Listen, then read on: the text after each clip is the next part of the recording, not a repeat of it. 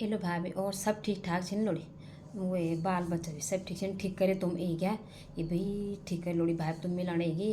अब तो आप यो 2 महीना बाद आपके घर जानो भी डोरे लगनी है। चाइना का मैं बीमारी भेजी बोल।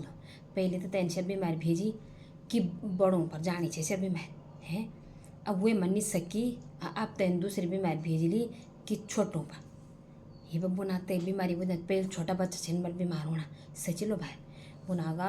और छोटा बच्चों पर ज़्यादा होने से बीमारी और जो का बल सांसें समस्या फेफड़ों की समस्या उन पर ज़्यादा च से बीमार जानी सची लो भाई क्या करना भाई कम्या दोन होने तो लोड़ा जरा पढ़ना छावा जर स्कूल जाना छा जर खेलना भी जाना तो कौन हम लोग भी जर या तो वह तो लुकर 4 आदमी मुख जो खन जाना छाओ असु भी ठप हुई सुसऱ्या को सिसऱ्या तो चाहे ना वो अब उसऱ्या तो कीड़ा पतंगा खे खे तो लाल टमाटर जन होया हैं। अब दूसरा तकना परेशान हम सर तो गरीब आदमी अपन यू जो पौधे रोटी खाना अगर यू झंगोर खाना है ये खे तो हम अपन दिन गुजस करना हूँ।